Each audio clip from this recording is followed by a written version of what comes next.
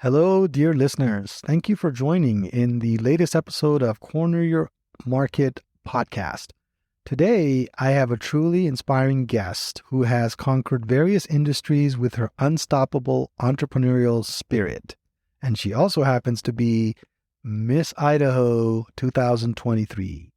Joining us today is Bretta Provost, a remarkable individual who has carved her path from being a successful engineer to becoming a thriving entrepreneur. Her journey began in 1998 when she graduated from the University of Colorado at Boulder with a degree in civil environmental engineering. Yes, an engineer turned Miss Idaho. How did that happen? With her qualifications on hand after graduating, she embarked on a promising career working for esteemed firms in the Denver area. After that, seeking new adventures and eager to build a life with her partner, she packed up and moved to serene Coeur d'Alene, Idaho. With her drive, she not only found time to get married and start a family, but also embarked on a thrilling endeavor, helping to run a boutique hotel. It was during this time that Bretta's fascination with online marketing, branding, and business development took hold. And through her various ventures, she delved into the world of digital entrepreneurship, captivating audiences with her regular live videos. She has over 300 to be precise, and her engaging content. That caught the attention of Mrs. Idaho America coordinators, and boom, boom, boom, boom, boom, 2017 and 2021. She participated, and then she's now Miss Idaho 2023. So Bretta is an amazing person that has done a lot over the last few years. She has some great insights on digital marketing through her agency using social media. She now empowers business owners to share their unique stories and industries in the dynamic digital world. Her latest endeavor is Front ROI Marketing, which she founded a couple of years ago. So get ready to be inspired as Bretta Provost shares her remarkable journey and social media insights to help you grow your business. Tune in. Welcome to the latest episode of Corner Your Market. I'm your host, Silas Kimide. In this podcast, I talk about all things digital marketing, from website design and development to SEO and PPC, as well as paid advertising, email marketing, social media, and anything in between. If you're a small business owner, a marketing manager in a company, or an entrepreneur, this podcast is for you. So tune in every Thursday at 10 a.m. You'll gain some practical insights, new strategies, tactics, and tools that will help you grow your business. To subscribe, go to corneryourmarketpodcast.com and select the podcast app of your choice. Then you can hit subscribe within those apps. That again is corneryourmarketpodcast.com. Also, don't forget to like and share our individual episodes. You can also leave a review in the app once you've listened to one of our episodes.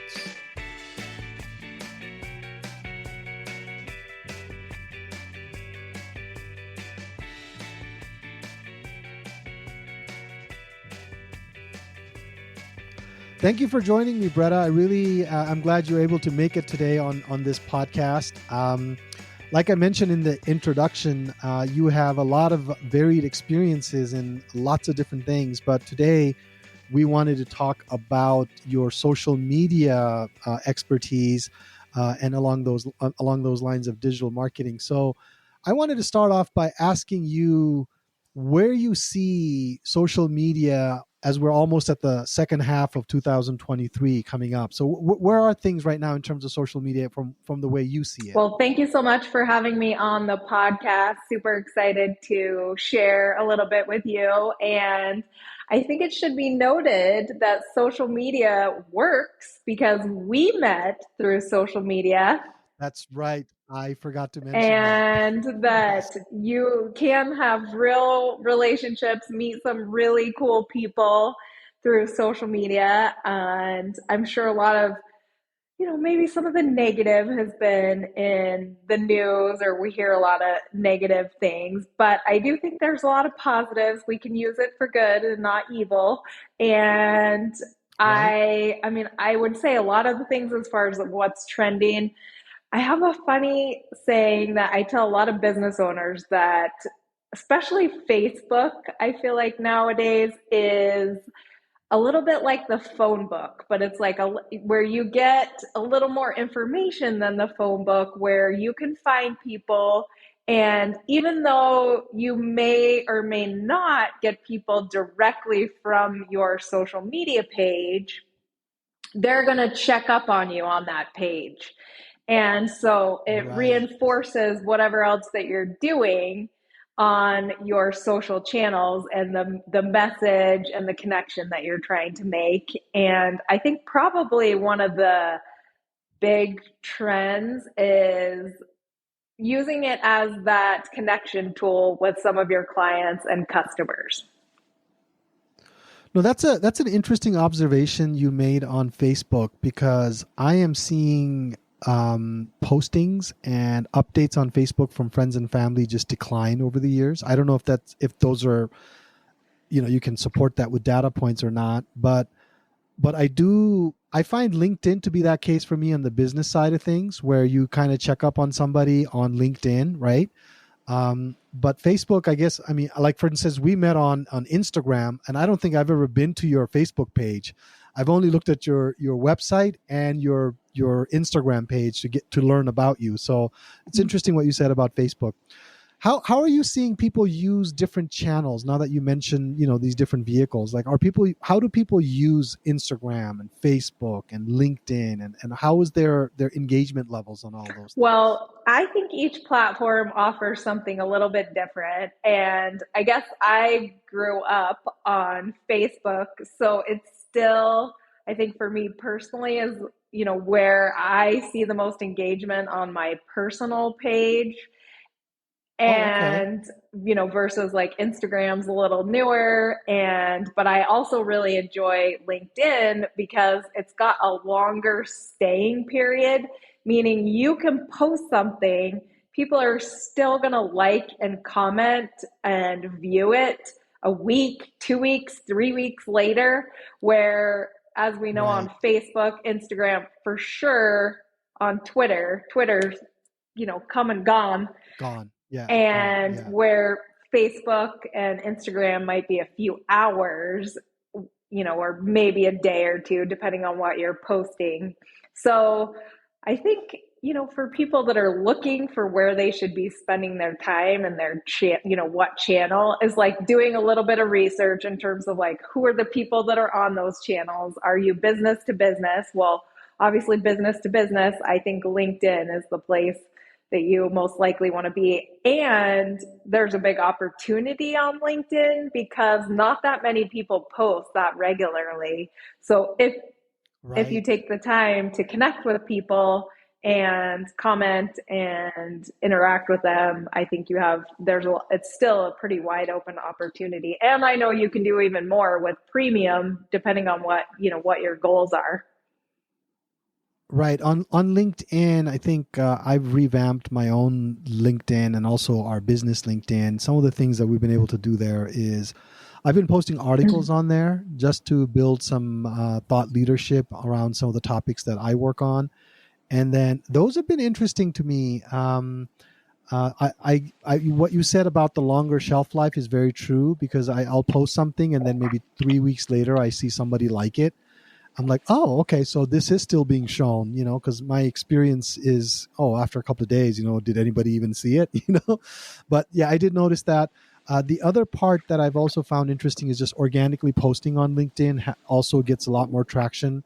Congratulating people on work anniversaries gets views. I notice when I congratulate people on work anniversaries, there's a little bit of a bump in my own profile views. I think people are just kind of curious who you are, and then they come to your profile as well. So let's switch gears a little bit in terms of businesses. What are some of the things that businesses, as you've worked with businesses, what are some of the things that business owners should keep in mind as they say, okay, in 2023, I want to do a little bit more in social media? What is a thought process that you would guide them through? Well, consistency would be the number one thing. So if you're not going to be on social media, don't be on it, but don't leave a blank page sitting there because people are going to Right. wonder what you're up to. But investing some into ads. I like to joke that marketers ruin everything because we figure out a way to advertise to people. Right, right, right, So, right, right, we had TV with no commercials or barely any, and then you get marketers involved. Same with social media. I still think there's valuable information on social media. And I know that I've purchased things through Instagram and Facebook and seeing ads that are online. So, and I would say investing in some kind of ads, that could be Google, that could be Facebook ads. You can do a lot with YouTube ads as well. You don't necessarily have to have an enormous budget. So even something around $500 a month, plus whatever right. that could be in total for ads management and maybe ad spend. I would say 5 to 750, somewhere in there, really is not very much when you think about old school print ads and how much money that is, and how do you know Yeah. what you're getting from it.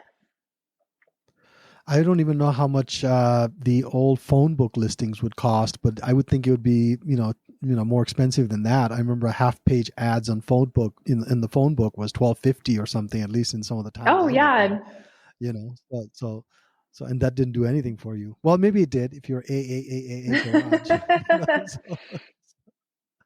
So, so how do the clients that you work with? What are some of the things that business owners are always worried about when they're on social media? Are there pitfalls for business owners when they're on social media? well, probably depends on the category of the business that you're working for. I would say some of the things that business owners come to us and end up using our social media services or ad services are because they don't have time to stay consistent.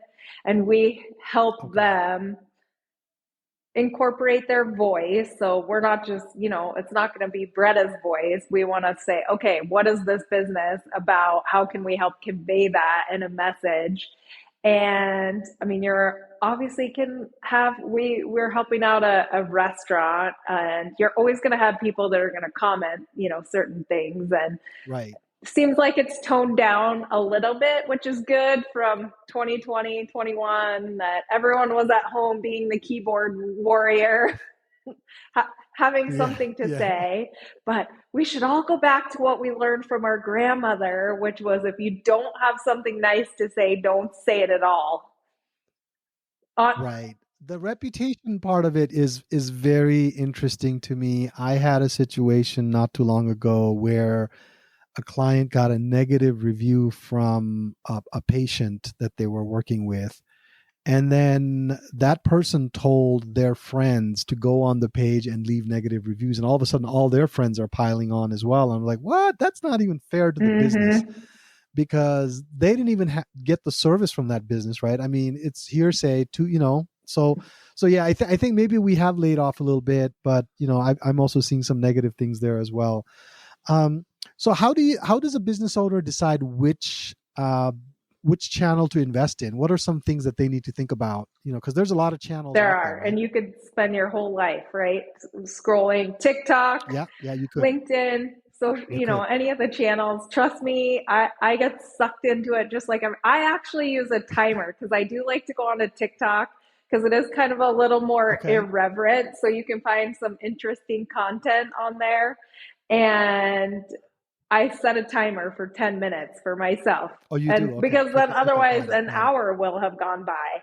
So I think for business owners being doing a little planning where if you say, okay, this is who my target audience is, this is where they're hanging out, maybe they Right. are on Twitter. I don't know. It depends on, who it is that you're maybe you help politicians or so maybe you want to be on Right. Twitter Right. and make sure you get your name out that you help them with their campaigning. But, for most businesses, find like start with that one thing if you're going to do it themselves. Okay, are my people hanging on Facebook? I'm going to do Facebook really well. Then I can move on to Right. Instagram or the next place that I think that my people are. Yeah, I think that's an important thing. I also say the same thing. One example that I've used that always gets a chuckle is if you're a denture manufacturer, no reason to be on Snapchat is what I say, but maybe maybe now they're getting older at Snapchat, but I also run across business owners that chase the latest and greatest, oh, look at this, oh, look at that, there's now this new social channel called Be Real. I don't know how old your kids are, but my kids are really into that Be Real thing. Have you come across That's that one? funny that you mentioned it because I'm just starting to hear more about it and I want to investigate Yeah. it. And I mean, you'll have to tell me more, but I think it doesn't have quite so many like vanity metrics. It doesn't have anything. It's a bare bones social media. The main value proposition is you only get to post twice a day. Oh, And the other value proposition is you have to post when the bell rings, meaning you have to be real. You can't be inauthentic about it. However, as they've been rolling out new features, they're turning into more of what I call a traditional social channel, right? Because now, if you post on time, you get three more additional posts you mm, get, right? So now, if you post on time, they give you posting credits so that you can use that to post two or three more times. That just came out a couple of days ago. My two daughters are absolutely into it. So that's how I know. And I got into it, and those are my only two friends. I'm not in there trying to, be friends with anybody else, but you get notified when that your time comes. You get you get the phone buzzes, and then you can get on there. You have 2 minutes to post, and then if you post late, you only get one post for the day. okay. And then and then some of the things that I like about that one from a parenting standpoint is you can't go snooping around people's friends lists, and you can't really go trying to hunt people down, and you know what I mean. So you have to really know the person to be able to connect it with it. So anyway, it seems to be taking off. I don't know what that means for a business, but I can certainly think of many businesses just drooling at the opportunity to reach this young people because they might be leaving Instagram and Snapchat for this. And demographically, my kids are not on Instagram. They're not interested at all. They're 14, 15-year-old girls. And Be Real has really captured them. So I don't know. Well, So if just a that's little. your target demographic is young kids, maybe it's the, what is that, Claire's? I think they're still around where they have earrings and jewelry. Like Yeah, that's where you would want to be.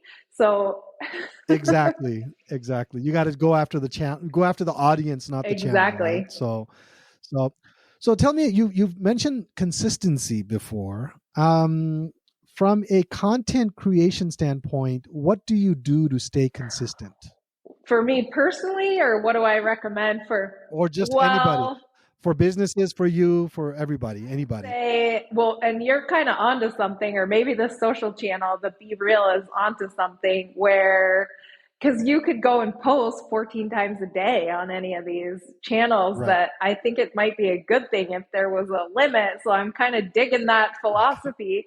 But I think whatever you can do for your business that's reasonable, because we all know as business owners, and even for me personally, that okay, what can I post consistently? Does that mean once a week? Does that mean, every other week? Does it mean twice a week? Well, figure out what is going to be consistent for you, and I do believe your audience will adapt versus just doing zero if you want to be on the social channels. Okay. So most of our business clients, we do like post 2 to 3 times a week, but I Okay. think is like a good aim. But if you can only do once a week or every other week, well, then just do that. Yeah, yeah. It's like joining the gym, right? Once a week is better than, 0 times a Exactly. week, right? And the other thing is, there a sweet spot that the algorithms like? Because we're also aiming for the algorithm, aren't we? Yeah, that's a good question. I think you have to test for your own, audience again. So, for example, for me personally, because I'll just dink around in a lot of the apps, and I've had a YouTube channel. Quite frankly, nobody watched it until I started doing Okay. shorts. So that's all I've been Oh, doing really? is just doing the little shorts Interesting. on there. I don't have very many followers on YouTube. I don't know. I probably have like 20 subscribers, but it's definitely jumped up since I've taken the time to do And Okay. then way back in the day, when Facebook first got started with the Facebook Lives, I did take advantage of that and try it out and Okay. did build, a pretty good following on Facebook. And not saying that you have to like jump on the trends and like go all in, but it might be good to just test it out and see how your audience responds. You might find something that works for you and your business. Right, right. No, that makes sense. I watched a scary video. I mean, I call it scary because this influencer was talking about how she built her thing, and she was saying she posts 3 times a day. Mm-hmm. And I was like, "Oh my word." But where do you get, I mean, people that I talk to feel like they don't have a lot to say. Is that true? I mean, how do you find out what to post? Let's say you stick with 2 to 3 times a week. That's still a lot, isn't it? I mean, how do you come up with the content, the type? What are you going to say? Curating, putting it together, posting. I mean, what? How do you come up with things to say? Well, so I would say there's three categories that you want to fall into with social media in terms of posting. That's to educate, inspire, and entertain. So, what can Okay, you find in those categories that people are going to find value in those categories? That kind of helps you narrow it down. And then the other thing that I tell people is like, for you and your brand, what are like the top 5 to 10 most important things? So let's say, for okay, example, I'm a healthcare. I'm doing alternative healthcare. And so the things that are really important to us, the healthcare is having very good communication, really educating people on these alternative treatments, and making sure that we're always doing the latest, that we know what the latest alternatives are. So those are things that you can present to your current clients and potential clients, and then can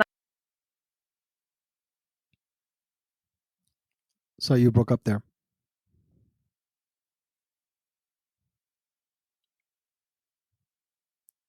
I. Okay, okay. I think we missed that part a little bit, but you're talking about inspire the healthcare company. Yes. Okay. Okay, no, that's a good framework. So then, consistently posting, along those 3 categories that you mentioned, 2 or 3 times a week. That's a pretty 6 months, 12 months. How do you have to? How? What's the distance here? Is this a marathon? I mean, we're talking It isn't. forever, right? Kind of. We are talking forever. And Yeah. you know, I think probably, I don't know about you. I don't know how much you post or your clients post, but I find myself sometimes doing it less rather than more. And Oh, okay. just because, we're all busy. We all have a lot to do. So, Right, right. We do have a lot to do. Even this podcast, to be honest with you, once a week is plenty for me. And mm, it's been fun so far, but creating content once a week is quite a bit of work, and I can't imagine. Now, you said something a little bit before. Shorts, there's TikTok, there's Instagram. Do you post the same thing on those three? I do because I'm lazy about it, but Okay. Is that the recommended I strategy, mean, or it would. your voice went?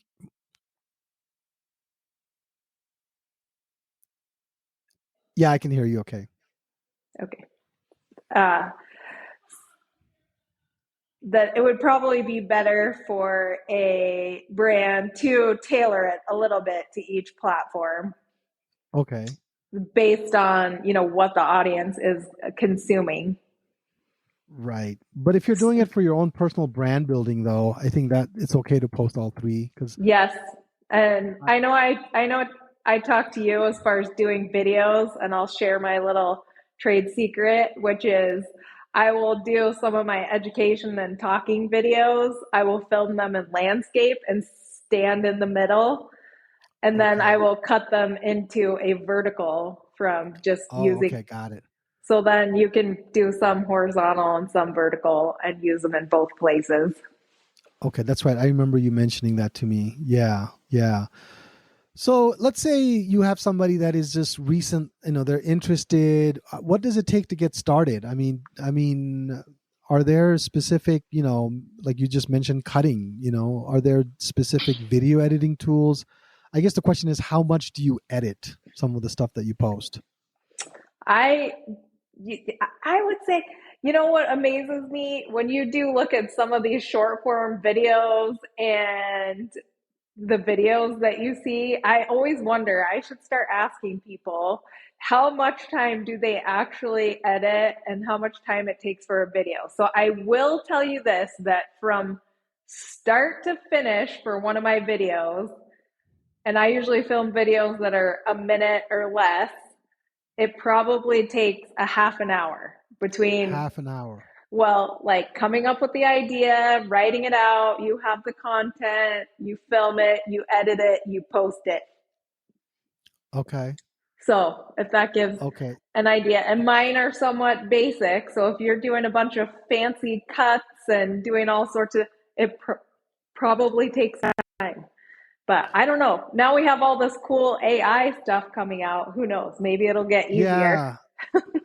I am just very fascinated by, some of the people that produce so much content and always happy, bubbly, cool, excited. I don't know. It's like that must be a lot of work to put all that together, So not that you shouldn't do it if that's what you want to do, but I'm just saying maybe we're underestimating the amount of time that it takes to do that. Now, would you recommend businesses do shorts and things like that as well? Let's say you're an AC vendor. Does it make sense to do shorts? Or if you're like a plumbing company, or let's say you're a big healthcare company, shorts, YouTube, TikTok, and things like that? Maybe. I mean, I guess it probably For depends. education.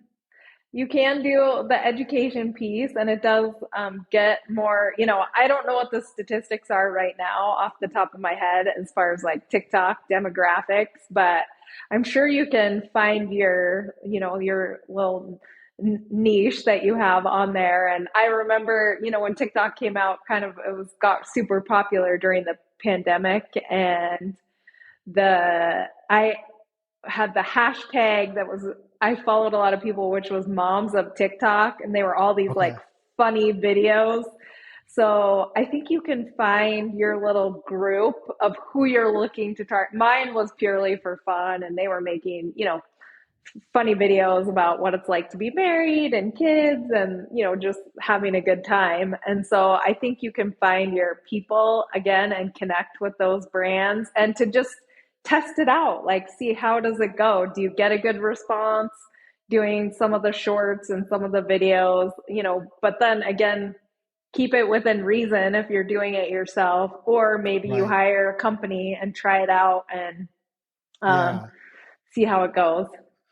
So if a company wants to work with you to do social media, what do you do for them? Like if somebody wants to can they just completely outsource it to you and you take care of all of it, or how involved does the owner need to be or the business need to be? It's up to the owner. We do things all the way from, we try to put together a customized plan for each client. So some clients we're just editing videos for them that they put together and then posting them on social media and maybe adding a few things around it. So I would say though, most of our clients we're doing posting for them, some kind of video, either production or editing, and Okay. most of them, we do some social media ads for them as well. And all of our local clients, most of them, we do video, help them out with their video production. Okay, got it. Got it. Yeah. But you So can do a lot remote. I mean, so I'm happy to sit down with people. Let's say if we have a client that's in an outside state, okay, here's what we can do for video. We can do voiceover. So there's lots of different things that you can do that you don't necessarily have to be there with your own personal camera and to right. help them out. Yeah, no, that makes sense. That makes sense. And what kind of reporting do you guys provide reporting, or what is the expectation on engagement rates? And because sometimes talking social media with business owners, they're like they say, well, let's get to the bottom line here. How many clients can you get me? Yes. Well, so I will say I'm gonna. flip that around a little bit. And I think it's different with ads. But when it comes to posting on social media right now, I think that you need to flip the script a little bit. And it's about, Okay. again, having that presence and the connection with people, your potential customers and clients and your current customers and clients. And that I wouldn't have an expectation that your business social media, Facebook page and Instagram page are going to be the place that are going to make you lots and lots of money. It's a Right. tool to assist you with everything else that you have in your business. If you're doing ads, that's a different story. It's easy to see Right. metrics. You can have them flow to a landing page. You want to have something where you can track those. But I would Right. take a different philosophy when it comes to your actual social media posting.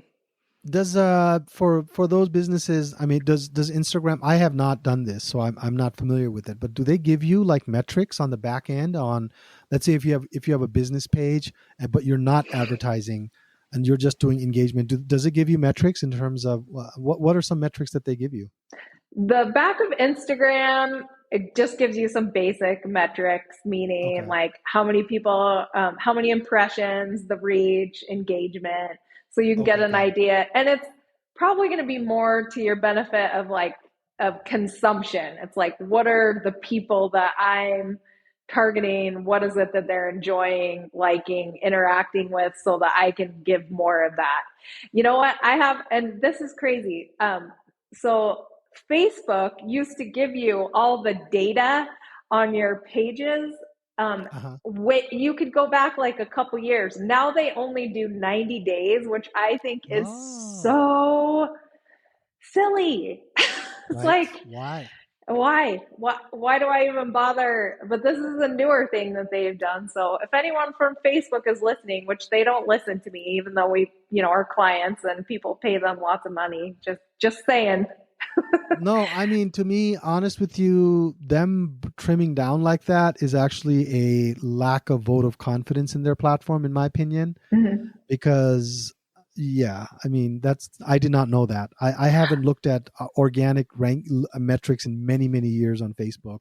Yes. But yeah, that's an interesting piece of You information. can obviously get a lot more metrics data again when you're paying for ads. And and I Right. know you Yeah. help out your clients with ads and that if you Yeah. On the really, ad side, yeah, there's a lot of data there, but yes, I but was more in the organic side. yeah, there's less and less on the organic side, which I do find a little irritating because it would be nice I to know.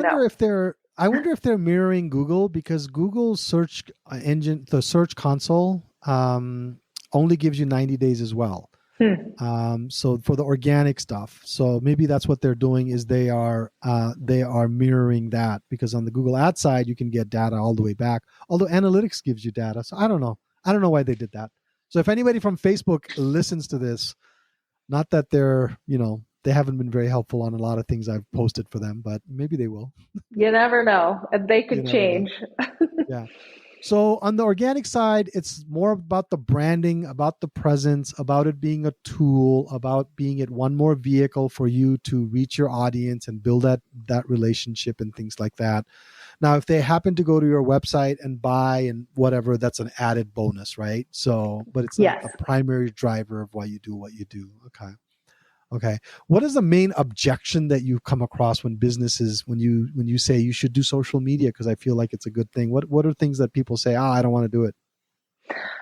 I think most people know that they should be doing it. I would say the biggest thing is that either they don't have the time or they don't have the time to do it, which is why they're coming to us in the first place. And like I said, if people want to do it themselves, that's why I say, okay, let's figure out what's reasonable for you to accomplish on a regular basis and go Right. from there.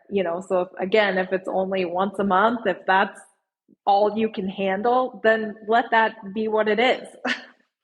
I think it's better to start small and grow your way up, don't you think? Rather than starting out saying, I'm going to do 5 a week. And then all of a sudden after the 6th week, you're like, oh my goodness, this is too much. Exactly. Well, yeah, I'm with you. I don't know how these people are posting 3 times a day. And I heard the same thing. There's a guy I follow on Instagram, and he was like giving all of his secrets about how he grew from, I don't know, 5,000 to 20,000 followers. And it was something of like posting 5 reels a day. And I just thought, I Wow. don't know what his goal was as far as once he got to that bigger number, what that actually looked like for him in terms of business. But I thought, wow, that is a big commitment.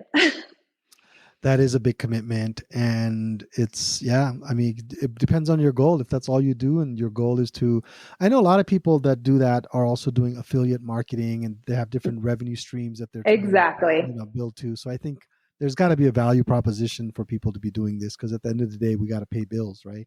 Yes.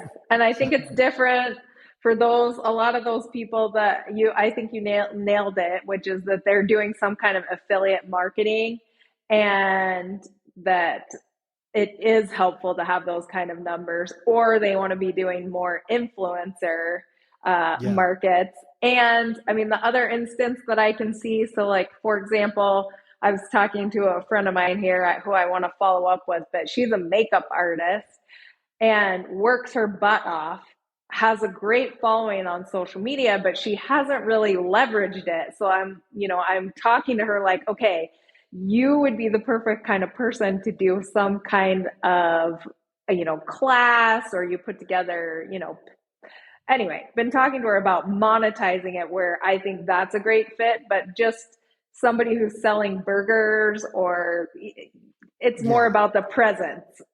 For your beauty friend, I would recommend adding some form of affiliate marketing to her mix because health and beauty is a big moneymaker. Oh, So I if she know. can find some products that are part of the affiliate network, put a link in there, be upfront about it, I think she could make some money in there. But Oh, yeah, she's been on, I have to message her because she has her business downtown, and I walk by it and I'm like, she is such a hard worker, and you can't stand on your feet forever doing yeah, that. So yeah, you got to yeah, yeah, leverage it. So yeah, yeah. I'm going to get her going on something. There you go. There you go. Glad she has a friend like you that can help, right? So Yes. well, Bretta, it's been a great conversation. I think we covered quite a bit today. We covered about the state of social media, talked about some of the ways in which you could determine which channel to go into, how to create content, being consistent, and things like that. Before we wrap up, what are 2 books that you've read recently that you would highly recommend? So the 2 books, and I just brought one into the office, is called The No Complaining Rule, Okay. which talks about how important it is to have a positive attitude and not to complain in Okay. business. Like, and it, Who's the author of that book? Do you remember? I don't know who the Okay. It's author just is. called No Complaining Book. I'm gonna look it up. Okay, go The ahead. the no complaining rule. Okay, the No Complaining Rule. Okay, that's And book number then 1. What's the second book? the other book that I'm reading is called The Jose Silva Mind Control. And it's not like mind control, I'm going to control your mind. It's about controlling your Oh, own mind. interesting. Okay. And Okay. really fascinating. So Okay. I'm actually going to reread it because it tells you like read it and then kind of put it aside and then come back to it. And so I'm Okay. coming back to Okay. it. Yeah. Interesting. About And if people that have been listening want to connect with you, how do they connect with you? Where do they go? Your website, your so LinkedIn, your Yep, I'm on LinkedIn, Facebook, Bretta Provost. You can go to the website. So we're okay. frontroi.com. ROI normally stands for return on investment, but we have return on integrity. On integrity. Okay, interesting. Okay. So frontroi.com and then Yep. Bretta Provost on LinkedIn, Facebook, Instagram, and wherever else you might Yes. open your next account. Maybe Be Real. Who knows? Yeah, I'm going to So go check it out because I've been hearing yeah, more. Well, yeah. Shailish, this has been so great talking with you. I appreciate it. I appreciate your time. Thanks for joining. And yeah, thank you very much. I guess we'll be in touch. Thank you. All right, bye.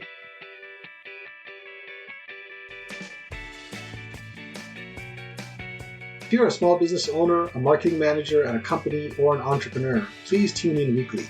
You'll gain some insights, tips, and tricks, and be a bit more enlightened when it comes to digital marketing. I promise you, if you implement the strategies, tactics, and tools I discuss in this podcast, your business will definitely grow.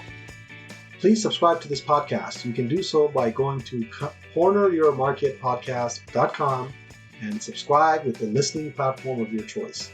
That URL again is corneryourmarketpodcast.com.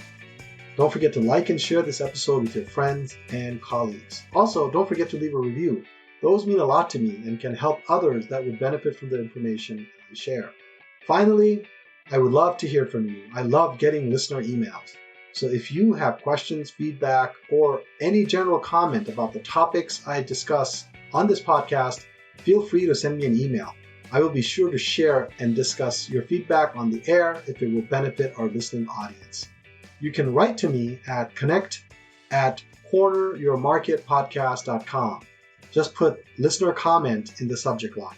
That email again is connect@corneryourmarketpodcast.com. And again, please put listener comment in the subject line. Thanks for listening today. I look forward to being back next week. Until then, be good and do good.